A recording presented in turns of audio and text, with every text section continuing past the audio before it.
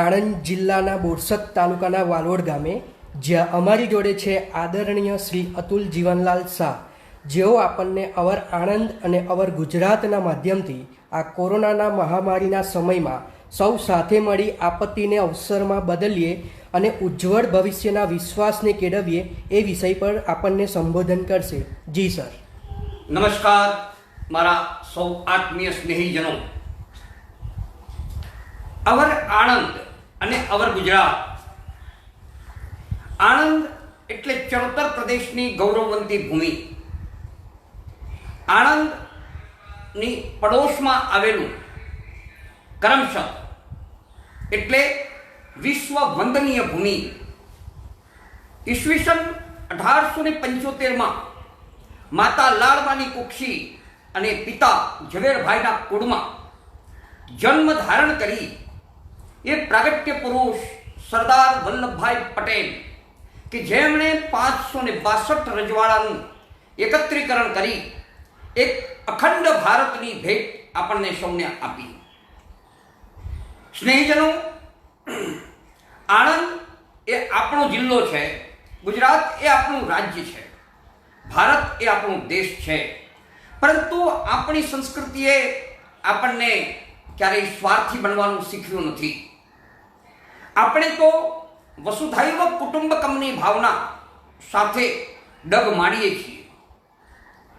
આજે એક એવી વિપત્તિએ સમગ્ર વિશ્વને પોતાની બાજુઓમાં જકડી લીધું છે અને એ વિપત્તિનું નામ છે કોરોના મહામારી. આ કોરોના મહામારી વિશ્વના 119 જેટલા દેશોને પોતાના સિંહપાસની અંદર જકડી અને પીસવાનું ચાલુ કર્યું છે. છેલ્લા 2 માસથી ભારત પણ એમાં જકડાયો છે. સ્નેહીજનો, સતત કોરોના મહામારીના સમાચારો આપણે સોશિયલ મીડિયામાં, ટીવીમાં, ન્યૂઝ ચેનલોમાં સાંભળીએ છીએ. એ સાંભળી અને આપણે કદાચ માનસિક રીતે પણ કોરોનાથી ગ્રસ્ત થતા નથી ને, એ વિષય ઉપર આપણે ખાસ વિચારવું પડશે.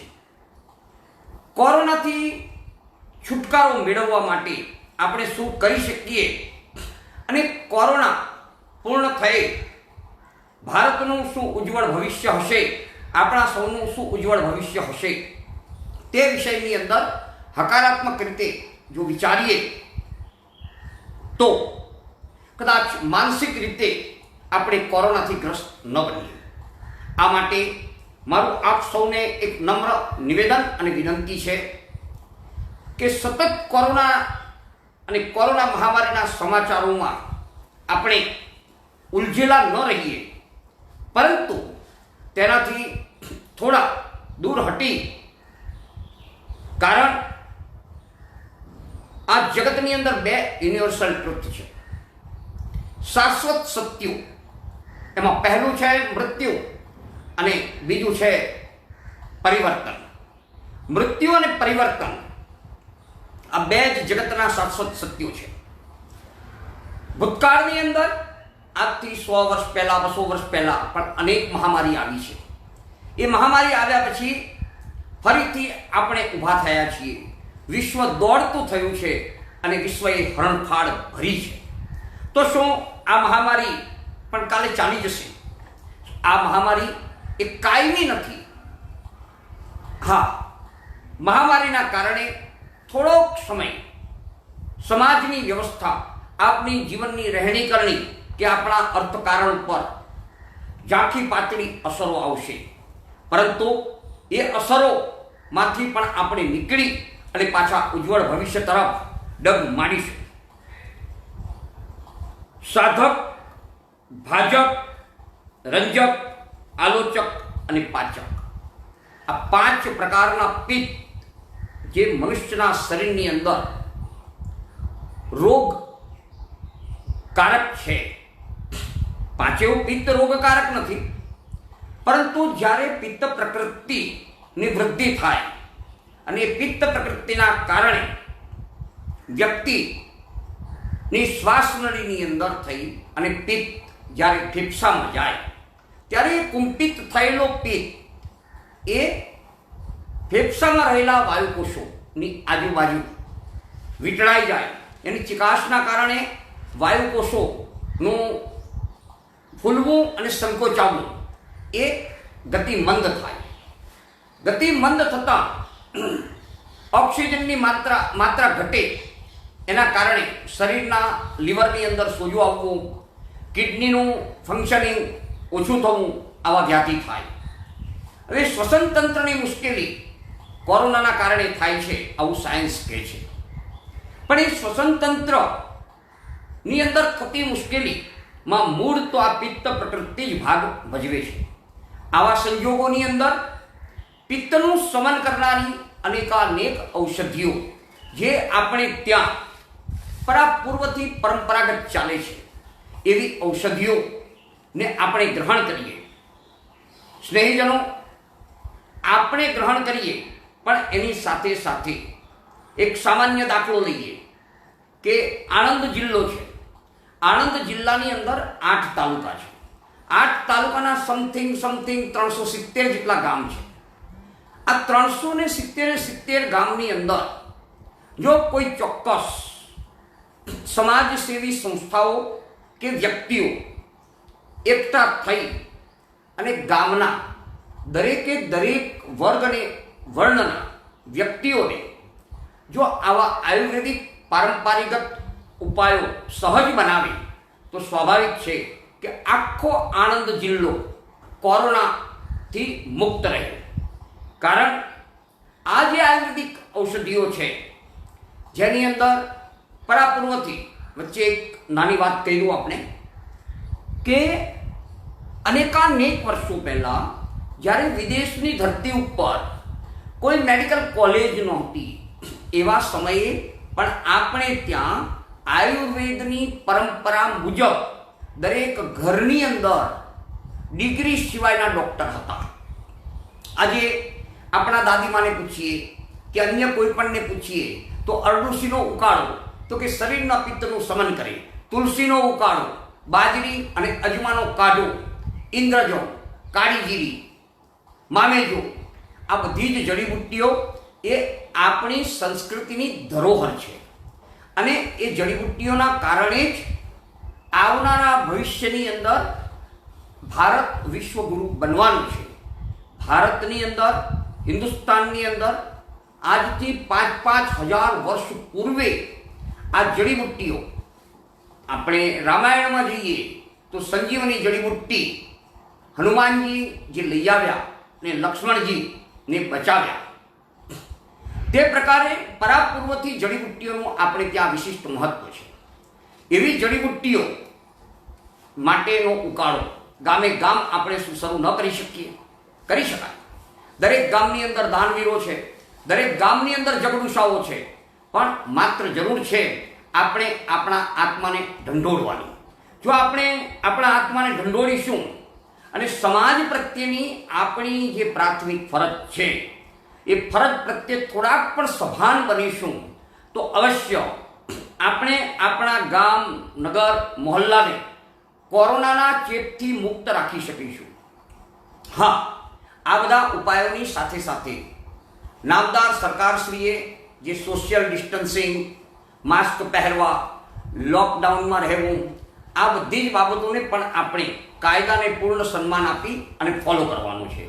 પણ સાથે સાથે ગામના પ્રત્યેક વ્યક્તિને આ આયુર્વેદિક ઉપચારો સહજ બને તેની પણ ચિંતા જે તે ગામ નગરની અંદર રહેતા શ્રીમંતોએ કરવાની છે. આ વાત સાંભળ્યા પછી કદાચ આપને એમ થાય કે આપણે શું કરવું જોઈએ, તો તેના વિશિષ્ટ માર્ગદર્શન માટે આપ અવશ્ય મારો સંપર્ક કરી શકશો. સામાન્ય વાત એવી છે કે શાસ્ત્રકારોએ કહ્યું છે કે રોગ, શત્રુ અને કર્જ આ ત્રણને ઉગતા જ ડામી દેવા. તો રોગ એટલે આ કોરોનાનો વ્યાધિ, જેનો ચેપ પ્રસરતા પૂર્વે જો આપણે આ ઉકાળો, આયુર્વેદિક પારંપરિક ઉપાયો અને સરકારશ્રીએ જાહેર કરેલા નિયમો એને ફોલો કરવાના ચાલુ કરીશું તો અવશ્ય કોરોનાને આપણે મૂળમાંથી જ હરાવી દઈશું. અરે કોરોના તો કાંઈ નથી. કોરોના એટલે શું? એનું નામ આપેલું છે કોરોના. આ વિષાણુજન્ય વ્યાધિ છે જે કુંપિત થયેલા પિત્તના પ્રકોપના કારણે પોસાય છે. બાકી એથી વિશેષ 2 જ લીટીની અંદર કોરોનાનું આ વર્ણન છે કે કોરોના તમારા શરીરની અંદર પલે છે, તમને એનો ચેપ લાગે છે અને કોરોના પલે છે અને ફળે છે. કારણ આપણી ઇમ્યુનિટી સિસ્ટમ એટલે રોગ પ્રતિકારક શક્તિ એ ઓછી થઈ ગઈ છે. હવે રોગ પ્રતિકારક શક્તિ ઓછી થવાનું પ્રાથમિક કારણ તો એ છે કે આપણા મગજમાં સતત 2 મહિનાથી કોરોના સોશિયલ મીડિયામાં, ટીવીમાં, ચેનલોમાં સાંભળી અને માનસિક રીતે આપણે હતપ્રભ થયા છીએ. તો આના માટે આપણે સૌથી પહેલાં હકારાત્મક વિચારધારાને કેળવવાની છે કે કોરોના ઇઝ નથિંગ, કોરોના કાંઈ નથી. હા, સાથે સજાગતા રાખવાની છે, પણ એ સજાગતા આપણે માત્ર આપણા માટે નહીં રાખતા, સમાજના અન્ય જરૂરિયાતમંદ વર્ગ માટે પણ રાખીએ. કારણ કે સ્વાભાવિક છે કે આજની આ વિકટ સ્થિતિની અંદર પોલીસ ગણની જે ડ્યુટી છે, ખરેખર નમ્ર ભાવે એ ડ્યુટીને કર જોડી મસ્તિષ્ક નમાવી અને વંદન કરવાનું મન થાય છે. ડૉક્ટર્સ, નર્સિસ, અરે અમુક ટોપ ક્લાસ સરકારી અધિકારીઓ પણ જે 8 કલાક ઊંઘતા હતા એ 4 કલાક ઊંઘે છે. આપણા માનનીય પ્રધાનમંત્રી શ્રી સતત, તમે જુઓ અત્યારે જ્યારે પ્રધાનમંત્રી શ્રી લાઈવ થાય કે કોઈ પણ સમાચારની અંદર જુઓ તો સ્વાભાવિક કોરોના પૂર્વના એમનો ચહેરો અને અત્યારના ચહેરાની અંદર કેટલો થાક તમને દેખાય છે. મિત્રો, કોરોનામાં આપણે શું કરી શકીએ તે વાત મેં આપને કહી. હવે મૂળ વિષય ઉપર આવીએ કે કોરોના તો કાલે ચાલ્યો જશે. અનેક મહામારીઓ ચાલી ગઈ, તે પ્રકારે કોરોનાનો પણ અંત આવશે. પણ આફ્ટર કોરોના શું? તો આફ્ટર કોરોનાની ચિંતા આપણે અત્યારે કરવાની જરૂર નથી. કારણ એ ચિંતામાં આપણે શું કરી શકીએ? તો સ્વાભાવિક રીતે લોકો વાતો કરતા હોય છે, ઇકોનોમી ખતમ થઈ જશે, રોજગારી બંધ થઈ જશે, મજૂરો ગયેલા પાછા નહીં આવે. ભાઈ, એવું કાંઈ થવાનું નથી. એવું કાંઈ જ થવાનું નથી. એવો એક નમ્ર વિશ્વાસ તમારા અંદર કેળવી લો. શાસ્ત્રકારોએ કહ્યું છે, આશાનામ મનુષ્યનામ કાચિદાસ્તર્ય શૃંખલા યયા બધા પ્રધાવંતી મુક્તા તિષ્ઠંતી પંગવત.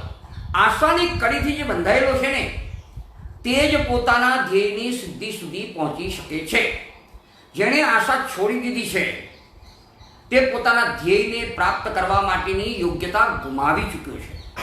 એટલે એક નક્કર હકીકત મગજની અંદર લઈ લો કે આવનારો સમય એક નવી રોશની, નવો સૂર્યોદય અને નવી સુવર્ણ પ્રભાત લઈને આવનારો છે. સ્નેહીજનો, હું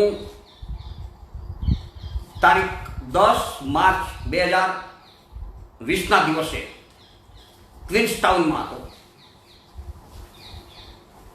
આયુર્વેદ એ મારો પરંપરાગત પારિવારિક શોખ રહ્યો છે. અનેક આયુર્વેદાચાર્યો સાથેનો મારો આત્મિક સંબંધ છે. 10મી માર્ચના દિવસે મેં ક્વીન્સટાઉનની અંદર જે આત્મચિંતન કર્યું અને નિઘંટુ અને ભાવ પ્રકાશના આધાર ઉપર એક ઉકાળાની યાદી તૈયાર કરી મેં અમારા ચંદ્રમણી તીર્થ વાલવોડ ગામની અંદર જે 7-8 હજારની વસ્તી છે તેમના માટેનો ઉકાળાની વ્યવસ્થા જૈન પેઢી તરફથી 11 માર્ચના દિવસથી પ્રારંભ કરી. આજે મને આત્મિક રીતે એટલો બધો સંતોષ છે, આજે પણ એ વ્યવસ્થા ચાલુ છે.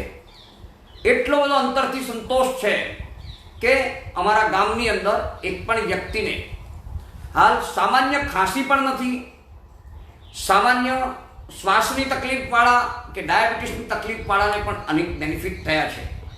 મારી અંતરની પ્રાર્થના છે કે દરેક ગામ, આખું ગુજરાત નહીં, આખો દેશ નહીં, તો માત્ર આણંદ જિલ્લો, કારણ કે આણંદ જિલ્લો એ મર્દાના જિલ્લો છે. આણંદ જિલ્લો એટલે અખંડ ભારતની ભેટ આપનાર સરદાર પટેલની જન્મભૂમિ અને કર્મભૂમિનું સ્થાન છે. આણંદ જિલ્લાના 360-70 ગામ, એ દરેક ગામના એક એક ઉત્કૃષ્ટ ભાગ્યશાળીની મારે નમ્ર ભાવે વિનંતી કરવી છે કે તમે જાગો, લોકોને જગાડો અને ગામની અંદર આ આયુર્વેદિક પરંપરાગત ઉકાળાની આ કોરોના સમય પૂરતી તો ઠીક છે, પણ પછી કાયમી વ્યવસ્થા પણ પ્રારંભ કરો. મિત્રો, ગુજરાતના 18,000 ગામ અને 270 જેટલા તાલુકા અને 33 જિલ્લા, એમાં પણ નામદાર સરકાર જો ઈચ્છે તો આવી વ્યવસ્થા ગોઠવી અને ગુજરાતને પણ સંપૂર્ણ કોરોના મુક્ત કરી શકે. આના માટે કોરોના ફાઇટર કમિટી બનાવો દરેક ગામની અંદર. આવું મારે સરકારશ્રીને સજેશન કરવું છે, ભારત સરકારને પણ સજેશન કરવું છે કે ગૌમૂત્ર અને પરંપરાગત ઔષધિઓ વિશે જે એનજીઓઝ કે જે સંસ્થાઓ કાર્યરત હોય એ સર્વ સંસ્થાઓને ઉત્સાહિત કરી એમને પ્રેરણા પૂરી પાડવામાં આવે તો અવશ્ય આ કોરોનાના ચેપની જે સતત વૃદ્ધિ થઈ રહી છે તેનાથી આપણે બહુ જલ્દી છુટકારો મેળવી શકીશું. મારે આજના દિવસે એક વિશેષ વાત કહેવી છે કે ભારત એ કોઈ ઉદ્યોગ પ્રધાન દેશ નથી.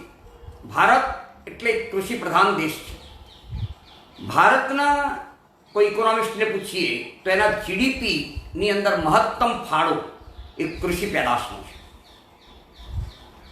મારી જાણકારી મુજબ સમગ્ર ભારતભરના 135 કરોડ લોકોમાં 67% વધુ લોકો એ ખેતી અને પશુપાલન તથા તેના સંસાધનો સાથે સંકળાયેલ વ્યવસાયો ઉપર જીવે છે.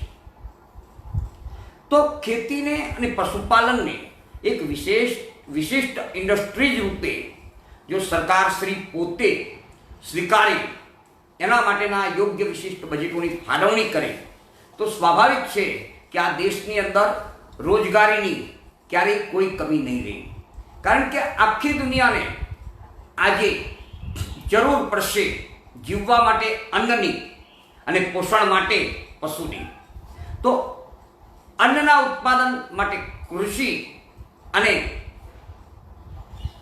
પોષક આહારો માટે પશુ, આ તરફ પણ સરકારશ્રીનું લક્ષ્ય તો અવશ્ય હશે જ. આપણે પણ સૌ પોતપોતાના જે કોઈ સંપર્કો હોય એ સંપર્કોથી આ વાત માનનીય પ્રધાનમંત્રી શ્રી સુધી પહોંચાડીએ. સ્નેહીજનો, મારે એક વાત આજે બહુ મોટી આપને કહેવી છે કે આપણે જનરલી એમ માનતા હતા, ઘણા બધા સોશિયલ મીડિયામાં મેસેજ આવતા હતા કે આ મંદિર બનાવ્યું એના કરતાં એક હોસ્પિટલ બનાવી હોત તો. પણ એ પુણ્યશાળીઓને હવે ખ્યાલ આવે છે કે જ્યાં આરોગ્યની વિશિષ્ટ સુવિધાઓ હતી તેવા યુએસ, ઇટલીની અંદર, સ્વીડનની અંદર પરિસ્થિતિ જુઓ. એની સામે આપણું ભારત, એમાં તો લગભગ કોઈ નકારાત્મક સ્થિતિ નથી. કારણ આપણે ત્યાં પરંપરાગત આયુર્વેદિકનું જે જ્ઞાન હતું એ જ્ઞાન અને સરકારશ્રીની પોલિસી, લોકડાઉન આદિ ઇત્યાદિ જે કાર્યો થયા એના કારણે આપણે હજુ સુધી બચેલા રહ્યા છીએ. હવે આપણે આગળ વધુ દ્વંદ્વની અંદર કોરોનાને મહાત આપવા માટેનું આપણું પ્રાથમિક કાર્ય કે આપણે સૌ એકત્રિત થઈએ, માત્ર અને સરકારના આધાર ઉપર એમના માથે આ ભાર મૂકી અન્ય કોઈની ઉપર જવાબદારીઓ નાખી અને આપણી યોગ્યતા નથી. એટલે સૌ સ્વજનોને મારી નમ્ર ભાવે આ પ્રાર્થના છે કે કોરોનાથી લડવા માટે, માત્ર લડવા માટે આપણે સૌએ નકારાત્મક અભિગમમાંથી નીકળી હકારાત્મક અભિગમમાં જવું પડશે. આવનારું ભવિષ્ય એ નવો ઉમંગ, નવી રોશની અને એક ઝળહળતું ભાવિ લઈ અને આપણી રાહ જોઈ રહ્યું છે. ચાલો આપણા પૂરા હકારાત્મક અભિગમથી, પૂર્ણ આત્મવિશ્વાસ સાથે તેને વધાવવાની તૈયારી કરીએ.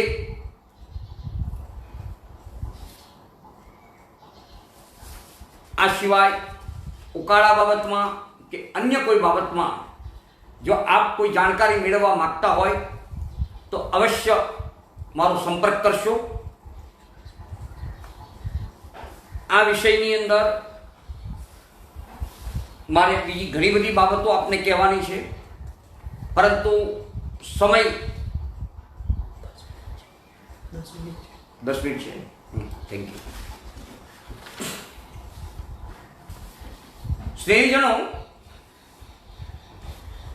અમંત્રમ અક્ષરો નાસ્તિ નાસ્તિ મૂલઃ અનૌષધિ, અયોગ્ય પુરુષો નાસ્તિ યોજક તત્ર દુર્લભ.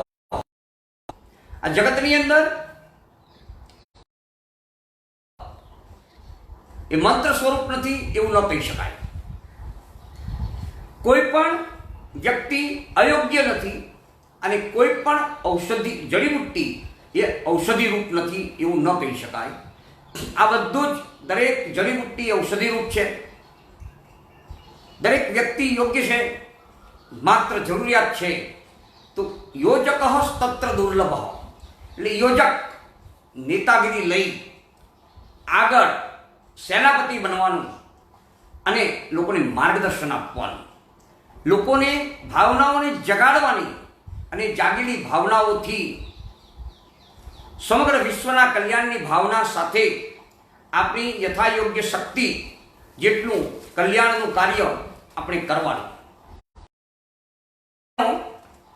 જો આ વિષયને આપણે સ્વીકારીએ અને દરેક વ્યક્તિ માત્ર પોતાના મહોલ્લાનો ખ્યાલ રાખે તો પણ આખો આણંદ જિલ્લામાં કોઈ ભૂખ્યું ન રહે, કોઈ આયુર્વેદિક ઉપચારોથી અળગું ન રહે, કોઈ વ્યક્તિ લોકડાઉનના નિયમોને તોડે નહીં. આપણે આણંદ જિલ્લાને અને ગુજરાતને આખા ભારતની અંદર નમૂના રૂપ આન બાન અને શાન સાથે એની પ્રતિષ્ઠા બેસાડવી હોય, કરવી હોય તો કરી શકીએ તેમ છીએ. આણંદ એ શબ્દ બોલતા જ આપણને આનંદ થાય છે. આણંદ એટલે સરદાર પટેલ તો ખરા જ, સાથે લોકોને સેવા ધર્મનો મહિમા સમજાવનાર પૂજ્ય રવિશંકર દાદા. આ રવિશંકર દાદા કે જેમણે અનેક બારવટિયાઓને પણ પ્રેરણા કરી બારવટું કરતા બંધ કર્યા, આવા રવિશંકર દાદાની પણ આ ભૂમિ છે. સ્નેહીજનો, મેં આપને જે કહ્યું કે જગતની અંદર 2 યુનિવર્સલ ટ્રુથ છે, એક મૃત્યુ અને એક પરિવર્તન. આવનારો સમય આપણો છે.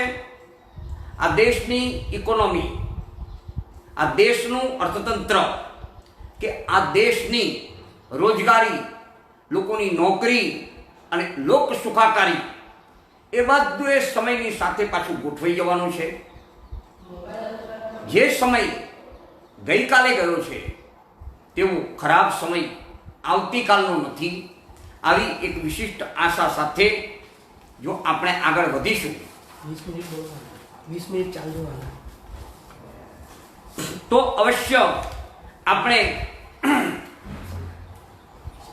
આપણા જીતનો જે ઉદ્દેશ્ય છે એ ઉદ્દેશ્યને સિદ્ધ કરી શકીએ. એ ઉદ્દેશ્યને સિદ્ધ કરવા માટે આપણે શું કરવાનું છે એ વિષય ઉપર હું આવું છું, જે મારા પૂર્વ વક્તવ્યની અંદર પણ થોડોક વણી લીધેલો છે. તો સૌથી પહેલા કોઈ પણ નાના કે મોટા કાર્યને તમે કરવા માંગો છો તો એ કાર્ય માટેનો પ્રશસ્ત પથ નક્કી કરવો. એ પ્રશસ્ત પથ દીર્ઘદ્રષ્ટિપૂર્વક નક્કી કરી અને આપણે પ્રારંભ કરીએ. એવા સૌજન્યશીલ અને વીર્યવંત ખમીરવંતા, નિષ્ઠાવંત સમાજના શ્રેષ્ઠીઓ અને સમાજના સ્વજનો, દ્રવ્ય સંપન્ન પુરુષો, દ્રવ્ય સંપન્ન પરિવારો આગળ આવે, એક ગામને એડપ્ટ કરે, દત્તક લે. દરેક આપણે ત્યાં તો એવા પુણ્યશાળીઓ છે ગુજરાતની ભૂમિ ઉપર કે જે વિદેશની અંદર વસવાટ કરે છે. એમના માતા પિતા કે પરિવારનો ભાગ ગુજરાતમાં રહેતો હોય અને બીજા અનેક ભાગ્યશાળીઓ વિદેશમાં રહેતા હોય. અખૂટ દ્રવ્ય હોય, એ અખૂટ દ્રવ્યને, એ નાશવંત લક્ષ્મીને શાશ્વત કરી અને સમાજના ચરણે ધરવાનો આ એક અનોખો અવસર કુદરતે આપ્યો છે. કુદરતે આપેલા આ અવસરને તમારે કેવી રીતે જન્મભૂમિ શું કરીએ છીએ? આમ તો આપણે વસુધૈવ કુટુંબકમની ભાવનાવાળા છીએ, પણ વધારે નહીં તો પણ આપણી જન્મભૂમિનું જે ગામ હોય, ભલે આજે આપણે મુંબઈ રહેતા હોઈએ, આપણે ન્યૂજર્સી રહેતા હોઈએ કે આપણે દુબઈ રહેતા હોઈએ, પણ આપણું ચરોતરના લગભગ બધા જ ગામના અનેક ભાગ્યશાળીઓ વિદેશમાં વસવાટ કરે છે. એ દરેક ભાગ્યશાળી જો જાગૃત ગામને દત્તક લે, એ ગામની અંદર આ આયુર્વેદિક પરંપરાગત ઉકાળાની વ્યવસ્થા, એ ગામની અંદર માસ્કની વ્યવસ્થા, અને એ ગામની અંદર એક કોરોના ફાઇટર કમિટી બને નિષ્ઠાવંત માણસોની, 2 માણસ 5 માણસ કે 7 માણસની, કે જેના દ્વારા એક ગામ પૂરતું આપણે આખા દેશની ચિંતા કરવાની છે, પણ આખા દેશનું આપણી એક મર્યાદા છે. તો જો દરેક વ્યક્તિ એક ગામ સંભાળી લે તો સ્વાભાવિક રીતે જિલ્લો અને જિલ્લાથી રાજ્ય અને રાજ્યથી દેશ, એમ આખું આયોજન કેન્દ્રીયકૃત લેવલે વિકેન્દ્રિત કરી અને કામની ચોક્કસ નિષ્ઠાવંત ફાળવણી સાથે જો આપણે સ્વીકારી લઈએ તો અવશ્ય હું માનું છું કે કોરોનાને મહાત કરવો એ મિનિટોનો ખેલ છે. માત્ર આપણે આપણા શરીરની ઇમ્યુનિટી સિસ્ટમને મજબૂત કરવા માટેનું જ કામ કરવાનું છે. કારણ સ્વાભાવિક છે કે આપણા ઘરમાં ચોરી ક્યારે થાય? ચોરી ક્યારે થાય? કહેવાય એક વિશાળ બંગલો છે, મોટું કમ્પાઉન્ડ છે, પણ ચોરી થઈ તો ચોરી ક્યારે થઈ? ચોકીદાર પણ છે, સોરી સિક્યુરિટી ગાર્ડ પણ છે, પણ છતાં ઘરમાં ચોરી થઈ, કારણ સિક્યુરિટી ગાફેલ હતું. તો આપણા શરીરની અંદર રોગનો પ્રવેશ ક્યારે થાય? સ્વાભાવિક છે, રોગ પ્રતિકારક શક્તિ જે બહારથી પ્રવેશી રહેલા રોગને કંટ્રોલ કરવા વાળી આપણા શરીરની ઇમ્યુનિટી સિસ્ટમ એ નબળી હોય તો શરીરમાં રોગનો પ્રવેશ થાય. તો એ ઇમ્યુનિટી સિસ્ટમને મજબૂત કરીએ. એટલે કોરોના, આપણે વ્યક્તિગત રીતે તો કોરોનાને હરાવી દીધો, એમ દરેક વ્યક્તિ જો કોરોનાને હરાવવા માટે માનસિક રીતે તૈયાર થશે, ઇમ્યુનિટી સિસ્ટમ ડેવલપ કરશે, તો ફિઝિકલી પણ કોરોના એને ટચ નહીં કરે. ગુજરાતના જે 6.5 કરોડ લોકો જો આ માર્ગ ઉપર, પ્રશસ્ત માર્ગ ઉપર પ્રયાણ કરે તો કાલે સવારે ગુજરાતમાંથી કોરોના દૂર થઈ જાય. પછી પ્રશ્ન રહ્યો લોકડાઉન ખુલ્યા પછી, પણ લોકડાઉન ખુલશે, પબ્લિક તો એની એક છે, લોકોને ખાવા જોઈશે, પહેરવા જોઈશે, ઉડવા જોઈશે, પાછી ઇકોનોમી એની રીતે ગ્રોથ થવાની છે, અને બહુ જલ્દી પાછા આપણે આપણા એ સુવર્ણાક્ષરી પ્રગતિના પંથ પર પ્રયાણ કરવાના છીએ. સ્નેહીજનો, આખા વક્તવ્ય દરમિયાન મેં જે કંઈ વાતો કરી છે, અવાજ મેં પોતે જે વાત કરી છે એ જ વસ્તુનું પહેલા મેં ઇમ્પ્લિમેન્ટેશન કર્યું છે મારા ગામની અંદર. આપની સમક્ષ આ વાત મૂકી છે. મેં તો મારું જીવન કોમર્શિયલ ટેક્સ એટલે જીએસટીની અંદર ઓફિસર તરીકે હું રિટાયર થયો છું,